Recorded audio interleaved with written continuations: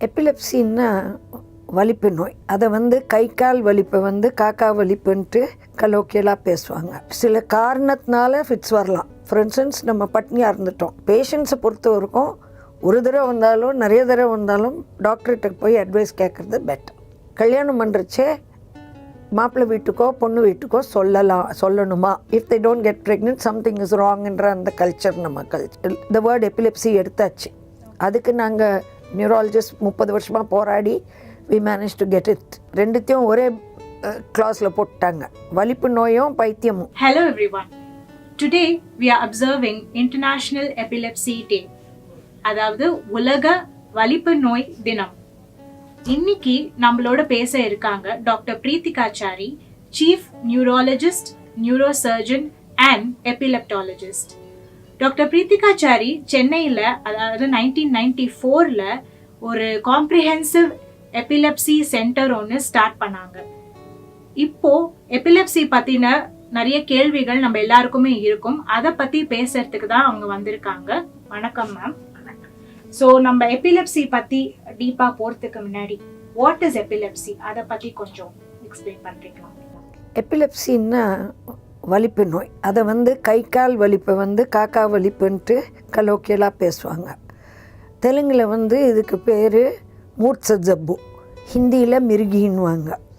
So இது இங்கிலீஷில் கன்வல்ஷன்ஸ், fits, seizures, இது எல்லா வார்த்தைகளும் யூஸ் பண்ணுவாங்க இதை டிஸ்கிரைப் பண்ணுறதுக்கு. பிரெயினில் எலக்ட்ரிக்கல் டிஸ்டர்பன்ஸ் ஒன்று வர்றதுனால வெளியில் நமக்கு தெரியறது கை கால் வில் பி இந்த மாதிரி ட்விச்சிங் இருக்கும், நினைவு தவறிடும், வாயில் நுர தள்ளும். அதுதான் ஃபிட்ஸு. பட் எல்லா ஃபிட்ஸும் எபிலெப்சின்னு நம்ம சொல்ல முடியாது. க்ரானிக் ரெக்கரண்ட் ஃபிட்ஸ் தான் பிகம் எபிலெப்சி. நம்ம 10ல் ஒருத்தருக்கு சில காரணத்தினால ஃபிட்ஸ் வரலாம். ஃபார் இன்ஸ்டன்ஸ், நம்ம பட்னியாக இருந்துட்டோம், ஸோ பிளட் சுகர் கம்மியாச்சுன்னா அதில் ஃபிட்ஸ் வரலாம். அது எபிலெப்சி கிடையாது. அதே நம்ம ரொம்ப வெயிலில் இருந்தோம், ஹீட் ஸ்ட்ரோக், சன் ஸ்ட்ரோக் வந்தால் அதுலேயும் ஃபிட்ஸ் வரலாம்.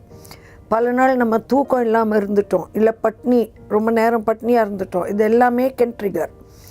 Also there are certain drugs which can cause seizures. So இதெல்லாம் நம்ம எபிலெப்சின்னு சொல்லக்கூடாது.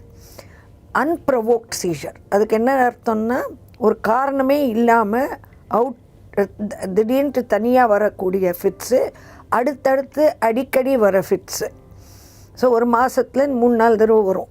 ஸோ ஒரு தடவை போகிறது need not necessarily be epilepsy. So இதுதான் வலிப்பு நோய். இப்போது நீங்கள் சொல்கிறீங்க ஒரு காரணம் இல்லாமல் வரலாம் அப்படின்ட்டு. எப்போ டாக்டரை அணுகணும்? நம்ம ஒருத்தவங்களுக்கு எப்படி தெரியும் அதுதான் எபிலெப்சி? எந்த ஃபிட்ஸ் வந்தாலும், ஃபஸ்ட் டைம் ஃபிட்ஸ் வந்தாலும் டாக்டரை பார்க்குறது பெட்டர்.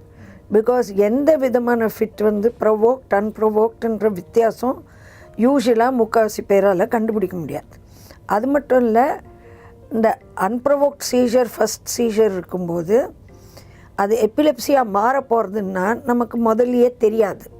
அது எபிலெப்சியாக மாற போகிறதுன்னா அநேகமாக 80% ஆஃப் பேஷண்ட்ஸுக்கு within the first month a repeat seizure will occur.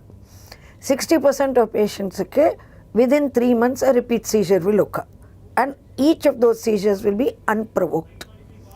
So we need to anticipate that. அதுக்கு டாக்டரை பார்த்தீங்கன்னா ட்ரீட்மெண்ட் பண்ணால் அவங்க அதுக்கு there is a method, first சீஷரை எப்படி மேனேஜ் பண்ணுறதுன்ட்டு. ஸோ பேஷண்ட்ஸை பொறுத்த வரைக்கும் ஒரு தடவை வந்தாலும் நிறைய தடவை வந்தாலும் டாக்டர்கிட்ட போய் அட்வைஸ் கேட்குறது பெட்டர். இப்போ எபிலெப்சி, அதாவது வலிப்பு நோய்ன்றது குணப்படுத்த முடிய டிஸார்டரா?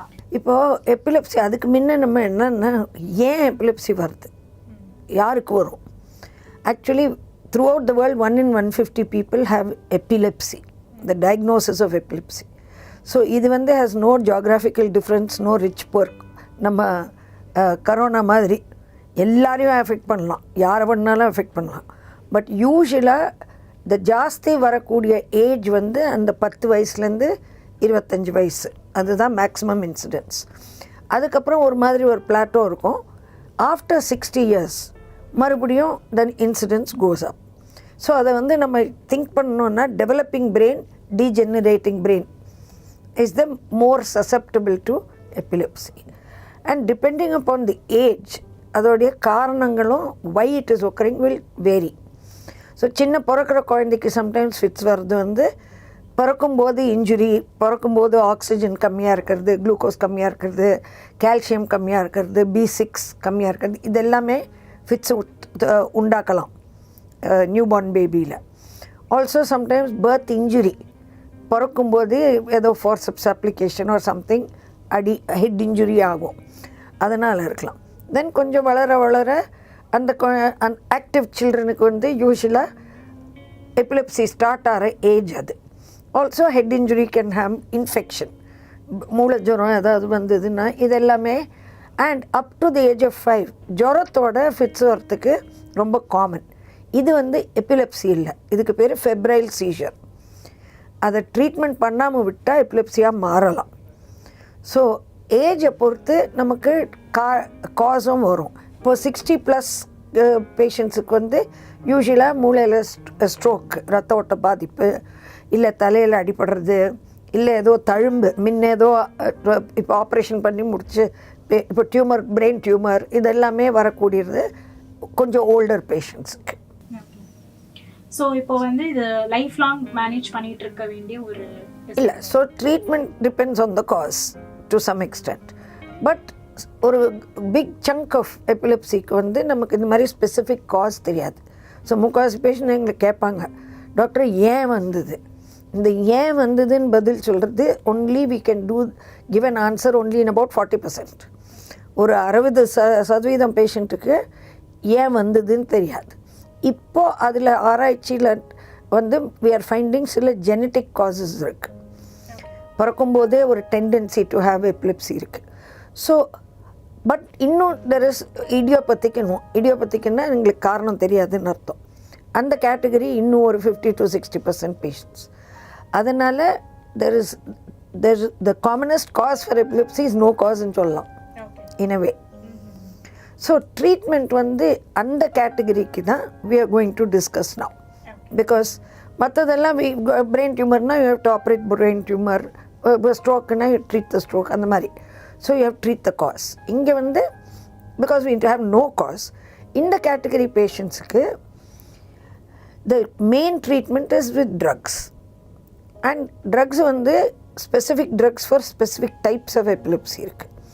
அதனால் உங்களுக்கு டாக்டரை ஹெல்ப் பண்ணணுன்னா யார் ஃபிட்ஸை விட்னஸ் பண்ணாங்களோ அதை டீட்டெயில்டாக டிஸ்கிரைப் பண்ணிங்கன்னா அது எங்களுக்கு யூஸ்ஃபுல்லாக இருக்கும் to classify the epilepsy. Because each type of எபிலெப்சிக்கு the treatment is different. And 70% பேஷண்ட்டுக்கு 3-5 வருஷம் மாத்திரையை தொடர்ந்து கொடுத்தா ஃபிட்ஸ் இல்லாமல் வச்சுருந்தா அதுக்கப்புறம் குறைச்சி நிறுத்துறதுக்கு வாய்ப்பு இருக்குது.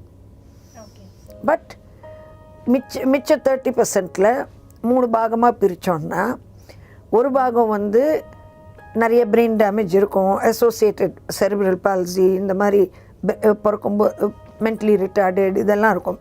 நிறைய பிரெயின் டேமேஜ் இருக்கிற பேஷண்ட்ஸ் அவங்களுக்கு வந்து ரொம்ப சிவியர் ஃபிட்ஸ் ரொம்ப நாள் இருக்கும். அண்ட் அது வந்து எவ்வளோ மருந்து கொடுத்தாலும் ஓரளவுக்கு தான் கண்ட்ரோல் பண்ண முடியும். அது ஒரு பாகம். இன்னொரு பாகம் வந்து மாத்திரையை நிறுத்த முடியாது, லைஃப் லாங் மாத்திரை சாப்பிட்ணும். பட் மாத்திரை சாப்பிட்டு ஃபிட்ஸ் இல்லாமல் இருக்கலாம். So they can live fairly normal lifes, they have a quality of life. There is another category where எவ்வளோ 2 மாத்திரை 3 மாத்திரை 4 மாத்திரை விதமான மாத்திரை கொடுத்தோம், அதுக்கு பேர் ட்ரக் ரிஃப்ராக்டரி எபிலெப்சின்னு பேர். இப்போ அந்த குரூப்புக்கு there is another treatment option. ஆப்ரேஷனில் குணப்படுத்துறதுக்கு வாய்ப்பு இருக்குது. ஸோ அந்த குரூப்பில் when a patient is not responding to multiple drugs for more than 2 years and has more than 2 fits a month in spite of more than 2 drugs, so rule of 2's அந்த மாதிரி பேஷண்ட்டை நம்ம வந்து சர்ஜரியில் குணப்படுத்தலாமா, அதில் ஏதாவது பண்ணுறதுக்கு தழும்பு ஏதாவது இருக்கா, அந்த மாதிரி பார்க்கலாம். ஸோ அதுக்கு அந்த கேட்டகரி வந்து epilepsy surgery. Epilepsy surgery is a very good thing if you are fit for surgery. அதுக்கு வந்து எல்லாருக்கும் அது காமன் ஆஃபர் பண்ண முடியாது. என்ன a person who is getting like some of my patients மாதத்துக்கு 15 fits in spite of 4 to 5 drugs, அந்த மாதிரி பேஷண்ட்டுக்கு எபிலெப்சி சர்ஜரிக்கு அப்புறம் ஒரே ஒரு மாத்திரைக்கு குறைச்சிட்டு ஒரே லோ டோஸில் கொடுத்துட்டு ஃபிட்ஸே இல்லாமல் இருப்பாங்க. So it's almost like a cure. So if you are suitable for surgery, அனாவசியமாக ஆப்ரேஷன் ஆச்சே, பிரெயினில் ஆப்ரேஷன் ஆச்சேன்னு பயப்படுறதுல பாயிண்ட் இல்லை. டாக்டர் உங்களுக்கு அட்வைஸ் பண்ணாங்கன்னா அது பண்ணிக்கிறது நல்லது. Because it's a good lots of hope in that. Okay. So speaking about the category where surgery can't be done or may not be required, they depend on medications or drugs. So அப்படி இருக்கிறச்ச அவங்களோட daily life how அது எப்படி affect ஆகும் between men and women அப்படின்னு கொஞ்சம் சொல்லுங்க. இந்த மாத்திரை வந்து while it is fair, இப்போ இருக்கிற category of drugs, முன்ன வந்து we had only 4 drugs, but in the past 15-20 years we've got more than 30 drugs. And the good thing about some of the newer drugs is their side effect profile is very good, and they are almost as effective as the primary drugs. So that is a good advance that has taken place. ஏன்னா இந்த மாத்திரை வந்து நம்ம நிறைய நாள் கொடுக்கணும். இப்போ பழைய ட்ரக்ஸில் சில ட்ரக்ஸ் வந்து அப்பப்போ நம்ம லிவர் ஃபங்க்ஷனை டெஸ்ட் பண்ணணும். சில பேருக்கு அலர்ஜி வரலாம், சில பேருக்கு blood count அஃபெக்ட் ஆகலாம். அதெல்லாம் monitor பண்ணிகிட்ருக்கணும். Many of the new drugs you don't even need to monitor. They're quite safe long term usல. Also many of the older drugs are not safe during pregnancy. அதனால் the newer drugs, they've given us that, opened up the window for us to be able to control seizures in a patient who has epilepsy and help them through their pregnancy as well. So which is a big advantage in today's treatment. And men and womenக்கு என்ன வித்தியாசம்னா, actually எல்லாமே affecting your லைஃப்ன்றது ரெண்டு பேருக்கும் equal தான். ஏன்னா எஜுகேஷனில் some people have a wrong impression that படிக்க முடியாது, வேலைக்கு போக முடியாது. There are some restrictions, yes, but முடியாதுன்ற வார்த்தை I think you have to remove. Epilepsy இருந்தால் நம்மளால் வாழவே முடியாதுன்றத அதை அந்த அபிப்பிராயத்தையே எடுக்கிறதுக்கு தான் இந்த மாதிரி விழிப்புணர்வெல்லாம் நாங்கள் பண்ணுறோம். ஸோ அதில் வந்து ஆம்பளைங்கன்னு பார்த்திங்கன்னா அவங்களுக்கு வந்து இந்த மென்ஸ்ட்ரல் பீரியட் பிரச்சனை கிடையாது. அதனால் ஒரு விதத்தில் they have a better time than the female.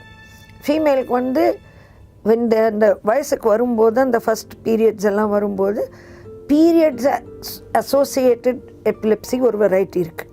அதுக்கு பேர் கட்டமேனியல் எபிலெப்சி. ஸோ அது because of the hormonal changes.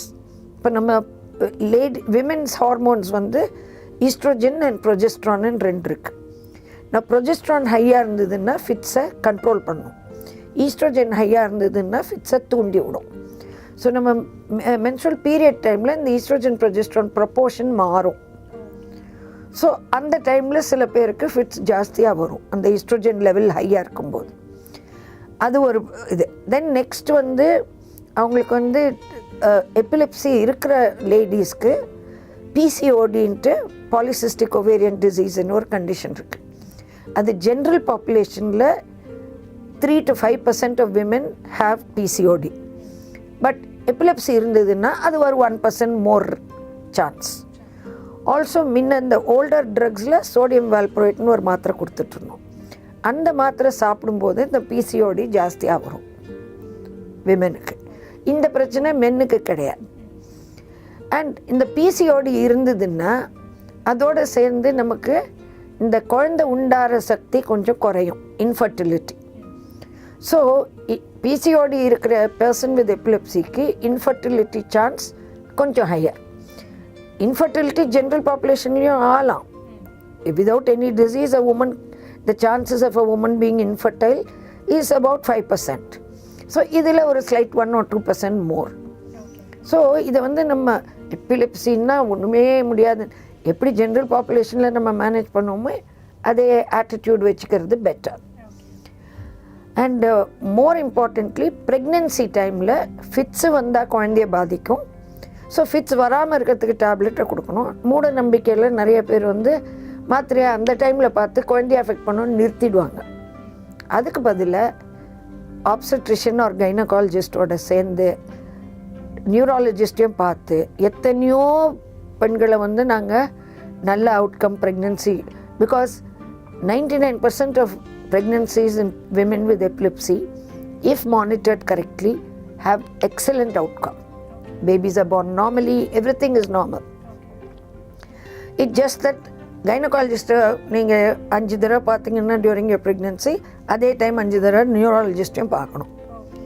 ஏன்னா ஒரு ஃபிட்ஸு வர்றது வந்து ஜாஸ்தி பாதிக்கும் குழந்தைய மாத்திரையை விட. ஸோ நம்ம அதை வந்து கரெக்டாக அசஸ் பண்ணிவிட்டு பார்க்கலாம். ஸோ மென் அண்ட் விமன் வித்தியாசம்னு பார்த்தீங்கன்னா, அண்ட் மெனோபாஸ்னால் மாதம் நிற்கிற டைம். அந்த நிற்கிற டைமில் சில விமனுக்கு அதோட ஃபிட்ஸ் போயிடும், பட் சில பீப்புளுக்கு கொஞ்சம் ஜாஸ்தி ஆகும். But that's not a big issue. ஏன்னா it's all depend on the hormone. It's அந்த ஹார்மோன் பீரியட் வயசுக்கு வர டைம்லேருந்து மாதம் நிற்கிற வரைக்கும் அந்த ஹார்மோன்னால் வர கொஞ்சம் சில டிஸ்டர்பன்சஸ். பட் அதுக்குன்ட்டு அவங்களால கல்யாணம் பண்ண முடியாது, குடும்பம் நடத்த முடியாது, ஒன்றுமே கிடையாது. நல்ல கரெக்டாக ஃபிட்ஸை கண்ட்ரோலில் வச்சுட்டு மாத்திரையை கரெக்டாக சாப்பிட்டாங்கன்னா there should be no problem. So speaking about relationships, marriages and all that, how do you address these topics to people who come to you with epilepsy? They will have some fears. Can we enter a relationship or a marriage? What kind of counseling do you give them? See, முக்காவாசி பேர் வந்து ஒரு romantic relationship. நம்ம வந்து இன்றைக்கி Valentine's டே, அதனால தான் இந்த டாப்பிக்கை நான் சூஸ் பண்ணேன். பிகாஸ் நம்ம ரொமான்டிக் ரிலேஷன்ஷிப்பில் எனக்கு வலிப்பு நோய் இருக்குது, நான் இன்னொருத்தர்கிட்ட மறைச்சி வைக்கணும், இல்லை நான் இன்னொருத்தரோட பழகினா is it okay not okay, and நாங்கள் ஒரு மாதிரி ஈவன் இது மேரிட் லைஃப்பில் ஏதாவது பாதிப்பு வருமா, during sex will I get fits, இந்த fears are all very very relevant and very real. But the fact remains that 90% of people with epilepsy who choose not to become pregnant, it's more due to fear, not due to the disease. So we should understand that as long as there is a little limitation. And also employment, I told you, they can work, they can go to work, they can study, they can do whatever they want. I've got a lot of doctors, nurses, in every profession. I've got patients from every profession who are living very quality lives. So I have the comprehensive center of Epicenter, the main focus was psychosocial issues. Make sure that they are able to live like everyone, with everyone, in spite of epilepsy. That has been my slogan. So, and that is a possibility. It's not something just something that we are telling you in theory. It's a reality. It's possible. And we have taken many people through wonderful lives, and they're all happy, leading near normal lives. In fact, many people don't even know they have epilepsy. Okay. But they're on medication, they see us regularly, all that. So today's this discussion itself is, I want people to have hope. I want them to understand that there need not be any issues in sexuality, in marriage, pregnancy, childbirth, if you are under the protection and guidance of a good doctor who's able to take you through all these things. And lot of neurologists, Chennai itself there are more than 60 plus neurologists. So the help is there. You just have to overcome your fear and approach your doctor, and you can have a full life with everyone, like everyone, in spite of epilepsy. So speaking again about relationships, you said people needn't have any fears. They can come seek help from the doctor. But what about the partners themselves? Don't you think there should be some understanding, they should be outspoken? That is true, because the common question that we are asked is, கல்யாணம் பண்றச்சே மாப்பிள்ளை வீட்டுக்கோ பொண்ணு வீட்டுக்கோ சொல்லணுமா? As doctors we always tell them சொல்லு, but சில time கல்யாணம் நின்று போயிடும். சில இது matches will misfire. But my point is, when we get our daughter or son married, we are doing it with the intention of them being happy in their life. So if we bluff and get the daughter married, usually it's more affects the girls than the boys.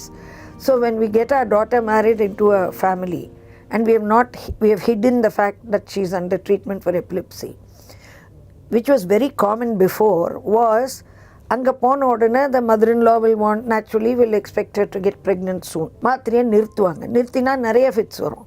நிறைய fits வந்தால் குழந்தை கலைஞ்சிடும், கர்ப்பம் கலைஞ்சிடும். And sometimes இந்த பொண்ணை வந்து சரி நீங்கள் என்னை ஏமாற்றி கல்யாணம் பண்ணி விட்டீங்க, அப்படி வீட்டுக்கு போ. You see, so the whole thing becomes an ugly scenario. So there used to be a law which complicated our lives much more. That is, ஆணுக்கோ பெண்ணுக்கோ எப்பிலெப்சி ஆர் இன்சானிட்டி ரெண்டுத்தையும் ஒரே கிளாஸில் போட்டாங்க, வலிப்பு நோயும் பைத்தியமும். ஸோ அந்த லா வந்து as of 30th December 1999 the word epilepsy எடுத்தாச்சு.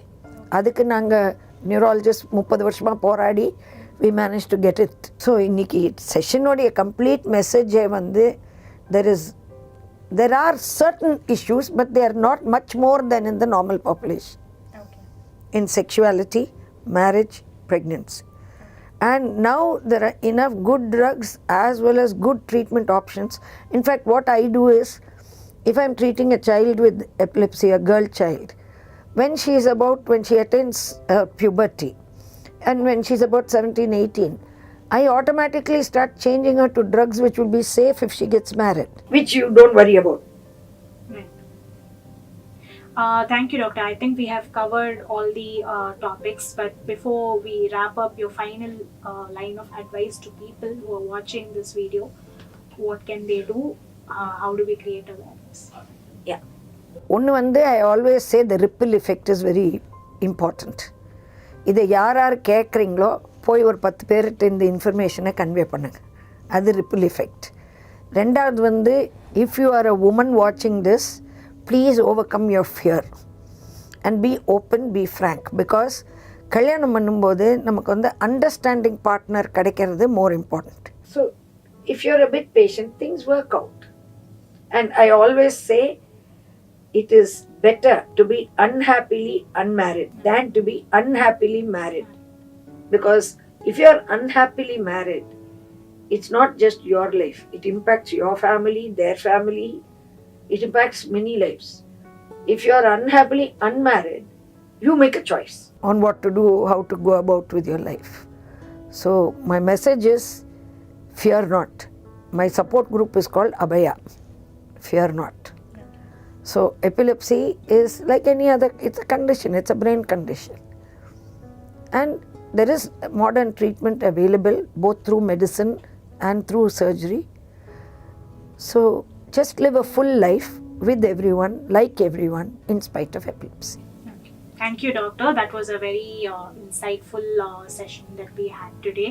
I think people would have now at least got an idea about what epilepsy is and how they can manage it.